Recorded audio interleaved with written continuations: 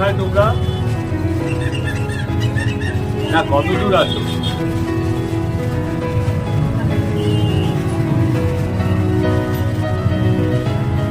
আচ্ছা, ওনাকে একটু মানে ওনাকে একটু বলবে কি যে রিপোর্ট থেকে ডান দিকে তো ঢুকতে দেয় না, তোমাকে এপারে আসতে হবে, তাই এগিয়ে গিয়ে ইউটার্ন নিতে হবে, ঠিক আছে? হ্যাঁ, ইউটার্ন নিয়ে রিপোর্ট থেকে পরে মাদার হাউস, ওইখানে গাড়িটা রাখবে, একদম মেন রোডের ওপর মাদার হাউস, ঠিক আছে? এটা বললেই হবে। বাদিকেই, মানে তোমার বাদিকেই পড়বে, যেদিকে আসবে বাদিকেই পড়বে, ওখানে রেখে তোমার রিপোর্ট স্ট্রিটে তুমি নেমে যাবে আর ওনাকে বলবে আপনি এগিয়ে মাদার হাউসের সামনে গাড়িটা রাখবেন।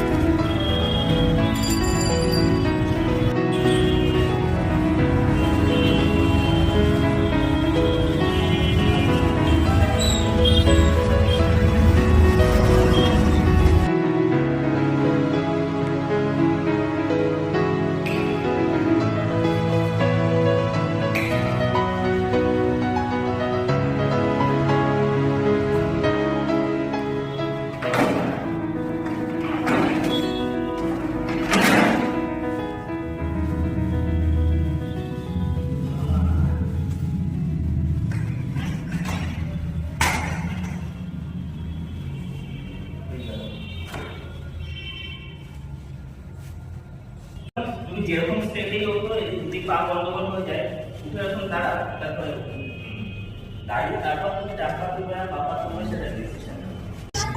কেন শব্দটা কেন ব্যবহার করছেন?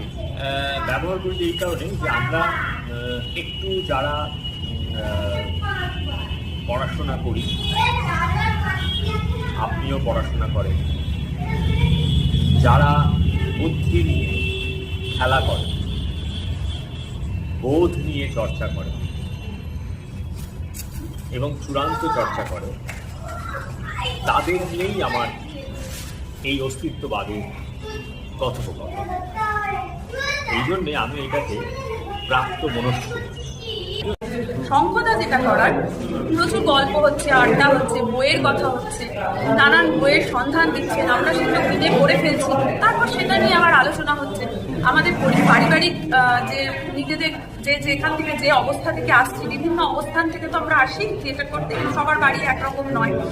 সেখান থেকে যখন আমরা আসছি, আমাদের সেই সব গল্পগুলো, সেই সব আড্ডাগুলো, সেই সব কথাগুলো সম্পূর্ণ মন দিয়ে শুনতে শুনতে হঠাৎ করে হয়তো বললেন যে চল এবার একটু আমরা রিহার্সাল করি। এই যে আমরা রিহার্সালে কখন ঢুকে গেলাম এটা আমরা বুঝতে পারি না, এবং একটা অদ্ভুত মনস্তাত্ত্বিক একটা পরিবেশের মধ্যে আমাদের সংখ্যার যে স্ক্রিপ্ট তৈরি হয়, যে আলোচনা হয়, যে কথা হয়, সেখানে আমরা একটা অদ্ভুত মনস্তাত্ত্বিক অবস্থানের মধ্যেই থাকি, যেখান থেকে আমরা আমাদের এই কাজগুলো।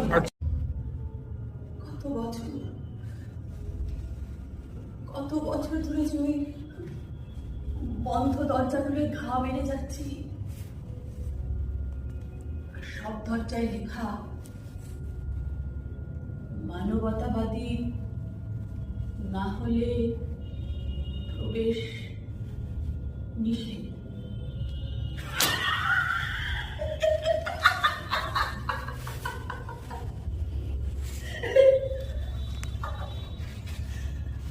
আমার ঠাম্মা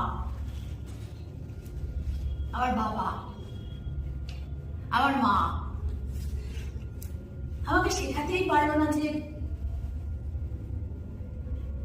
হিউম্যানিটি কি। অথচ মানুষের কথা ভাবতে ভাবতে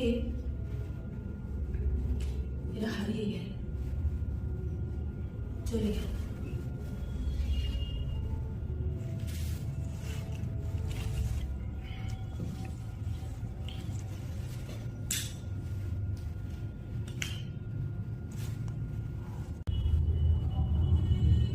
আমি রাত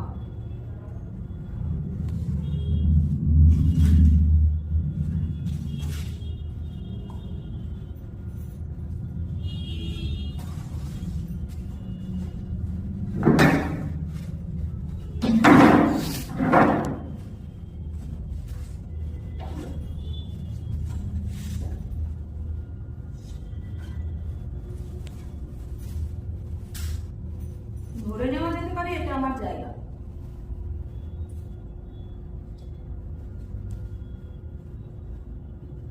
আমি যা খুশি তাই করতে পারি। কি পারি তো? আমি কিছু বলুন? না, পারেন না।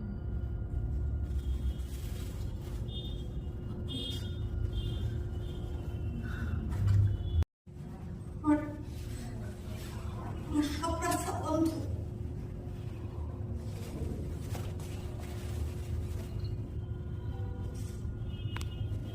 আত্মীয় স্বজন বন্ধু বান্ধব কেউই আর তাকায় না। না তাকাক, আমার বাঁচার রাস্তা আমি।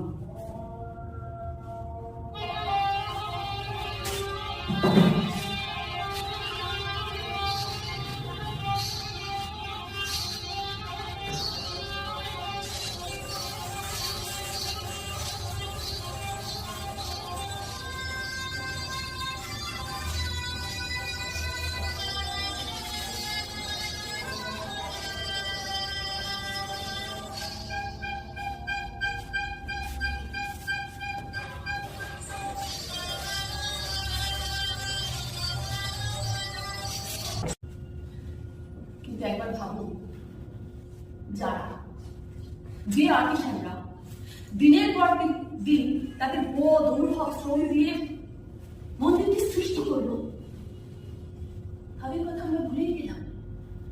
কিংবা ধরুন কত শিল্পী কি অসম্ভব স্যাক্রিফাইস করেছে মন্দিরটি তৈরি করার জন্য, কিংবা যিনি মূল মন্দির করার স্বপ্ন দেখেছিলেন, তাদের নাম মনে রাখি। যে এক নিমেষে সৌন্দর্য ধ্বংস করলো তাকেই সবাই চিনি। জাফর সাথে কিন্তু বারবার বলছে, মানে হিউম্যানিটি নিয়ে প্রশ্ন তুলছেন বারবার। অস্তিত্ববাদের পাশাপাশি কিন্তু হিউম্যানিটি ভীষণভাবে, এই জন্যে আমি এই মানবিকতার জায়গা থেকে একটা মানুষকে ধরেছি।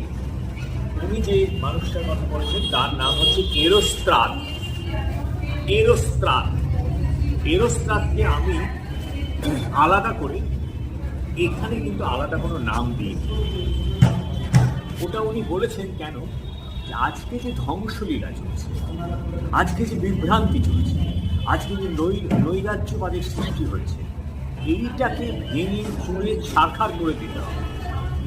এইটার জন্য উনি একটা প্রতিবাদ করেছেন এবং প্রতিবাদ করতে উনি জেলেও চলে গেছেন।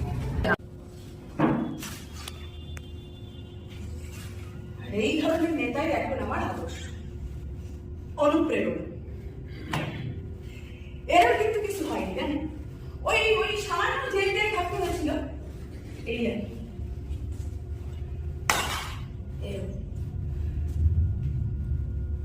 এরোর নাম আজ সবাই জানে। এরো এরো এরো এরো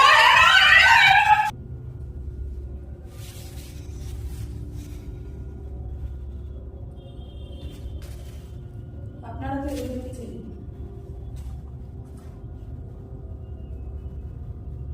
আপনার পাশের বাড়ির আত্মীয়ের মতো। বিসর্জনের দিন বিয়ের রাতেই একা হয়ে কাকিতে বর্ডারের কাছে পুরুষকে আমাকে স্টাইল করতে চেয়েছিল।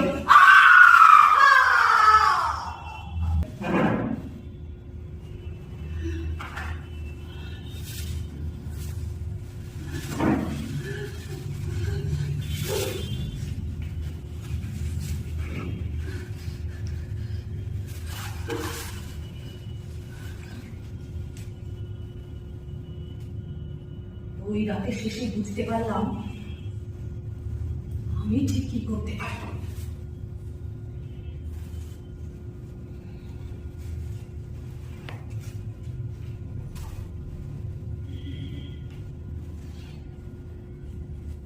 কেউ বাঁধন করলে না তা মুহূর্তে শেষ।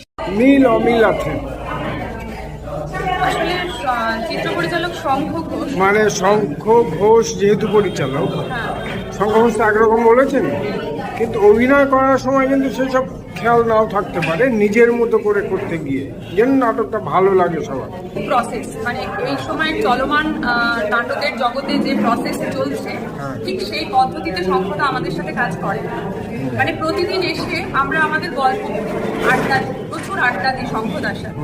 দিতে দিতে হঠাৎ করে বহু বইয়ের কথা শঙ্খদা বলে, আমরা সেগুলো পড়ি। আমাদের কিন্তু কোনো মানে ওয়ার্কশপ যে হয় সেটা এখন হয় না, মানে সেটা শঙ্খদা করার না। তা এই সময়টাকে নিয়ে আমার মনে হয়েছে যে আজকে যে সময় আমরা এসে পৌঁছেছি 2025-এ, এই ঘটনা ঘটছে কিন্তু 1972-এ উনি মাওয়িস্ট হয়ে যান এবং পত্রিকার সঙ্গে জড়িয়ে পড়েন, এবং তখন বামপন্থীরাই ওকে ঘেন্না করতে শুরু করে। নোবেল পুরস্কার উনি ছুঁড়ে ফেলে দেন। এই যে একটা মানুষ, এই মানুষটাকে নিয়ে আমার কারবার। আমি এই প্রতিবাদী মানুষকে নিয়েই সারাক্ষণ থাকতে ভালোবাসি। শঙ্খ ঘোষের এই থিয়েটার কি থার্ড থিয়েটার? না, শঙ্খদা থার্ড থিয়েটারকে সম্মান করে, শ্রদ্ধা করে, কিন্তু থার্ড থিয়েটার যেভাবে হয়, যে পদ্ধতিতে হয়, শঙ্খদা সে পদ্ধতিতে বিশ্বাস করলেও সেই পদ্ধতিতে থিয়েটার করে না। তাহলে শঙ্খদার থিয়েটার, প্রবীর তথ্যচিত্র হ্যাঁ, আমি যখন দেখলাম, সেখানে দেখলাম সেটাও কিন্তু থার্ড থিয়েটার নয়, না না, সম্পূর্ণ একটা আলাদা ফর্মে, একটা অন্যরকমই জলে জঙ্গলে একটা রীতি বা পদ্ধতি মেনে করে। তো সেখান থেকে প্রবীর ঘোষ থিয়েটার, কিন্তু শঙ্খদার থিয়েটার একদমই মনস্তাত্ত্বিক আন্তরিকতার জায়গা থেকে থিয়েটার, যেটাকে অন্তরঙ্গ থিয়েটার আমরা বলছি, একদম সম্পূর্ণ অন্তরঙ্গ থিয়েটার, যেখানে আন্তরিকতার সাথে, মানে এই মুহূর্তে আমি আপনার সাথে যেভাবে কথা বলছি, শঙ্খদার থিয়েটার ঠিক এভাবেই হয়। মানে একটা লাউড, একটা বিশাল একটা কিছু ব্যাপার ওরকম নয়, একদম ঠিক স্বাভাবিক ভাবে আমরা যেভাবে কথা বলি পাশের মানুষের সাথে, শঙ্খদার থিয়েটার ঠিক সেটাই। জড়িয়ে ধরে পয়সা ছাড়া মানুষকে কিছু দেখানো যায়, কিছু বলা যায়, আমার জিনিসটা, আমার ভেতরের খিদেটা আমি প্রকাশ করতে পারি থ্রু থিয়েটার। তার জন্য পয়সা লাগে না, সিনেমায় সেটা সম্ভব না। সিনেমায় সম্ভব। সেই কারণে সিনেমা বন্ধ হয়ে যেতে পারে, সিনেমা বন্ধ হয়ে যেতে পারে, সবই বন্ধ হয়ে যেতে পারে। আমি থিয়েটার বলতে আমি বলছি কিন্তু এই যে মঞ্চের যে দামাবাজিয়ে যে থিয়েটার, হ্যাঁ, সেই থিয়েটার বন্ধ হয়ে যেতে পারে, কিন্তু আমাদের এই অন্তরঙ্গ একটা ছোট্ট স্পেসের মধ্যে বক্তব্যটাকে তুলে ধরা, হ্যাঁ। 4-5টা লাইট জ্বালিয়ে, হ্যাঁ। এটার জন্য কিন্তু জাস্ট 100 টাকা হলেই কিন্তু কাজটা করা যায়। আর 5 জন বন্ধু মিলে আরও 300 টাকা দিল, আমি 500-600 টাকা তুলে নিলাম চাঁদা তুলে, আমি কিন্তু একটা থিয়েটার করতে পারি, আমার বক্তব্যটা আমি তুলে ধরতে পারি। তার জন্য আমার বন্ধ হওয়া, নষ্ট হয়ে যাওয়া দরকার নেই। আমরা কিন্তু কোভিডেও যখন সব থিয়েটার বন্ধ হয়ে গেছে, তখনও কিন্তু আমি আমার উঠোন থিয়েটারে আমি কিন্তু থিয়েটার করেছি। আমার বাড়ির উঠোনে থিয়েটার করেছি, যেমন লোক এসছে সেখানে, মুখে রুমাল বেঁধে থিয়েটার দেখেছে। তার মানে থিয়েটারের জায়গাটা একেবারে কমিউনিকেশনটা একদম তীব্রতায় আছে। আমার যখন জ্ঞান ফিরল, তখন আমি ভালো করে দাঁড়াতে পারছি না, শুধু ফিল করলাম ওরা আমাকে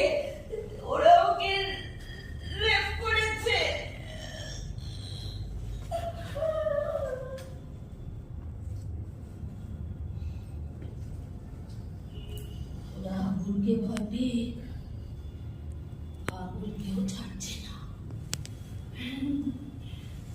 আগুনকে ভয় পেয়ে আগুন কেউ ছাড়ছে না। আগুনকে ও অনেকদিন অনেকদিন না, বহু বছর ধরে না আমি ভোট দিই না। ওরা সেটা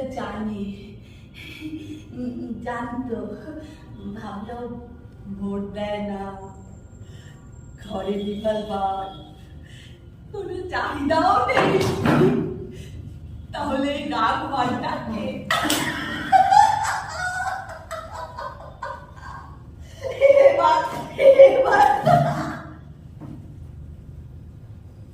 এবার চেনাবো আমি কি রিভলভারটা নিয়ে না রাস্তায় ঘুরে বেড়াবো, তারপর দেখ। হচ্ছে বৃষ্টি,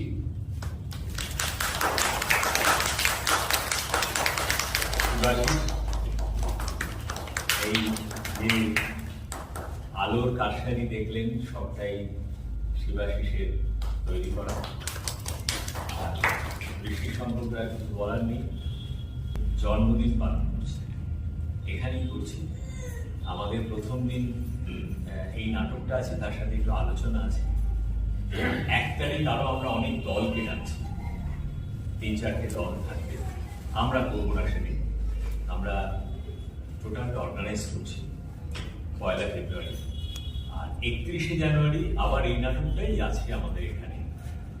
আপনারা একটু বলবেন যদি মনে হয়। সঙ্গীত তো আমাদের খুব কাছের মানুষ, সঙ্গীত আমাদের অনেক বন্ধুদের আজকে নিয়ে এসছে, আপনারা সবাই এসছেন। কিন্তু সবচেয়ে বড় কথা যে আজকে আমার ভালো লাগছে যে সবাই এসছেন এবং দেখেছেন নাটকটা ধৈর্য ধরে। আসলে সিরিয়াস কাজের জায়গা থেকে খুব কষ্ট হয় যখন কাজগুলো করি। আমাদের মধ্যে এইটুকুই বলা, থিয়েটার সেট আমাদের দলের নাম।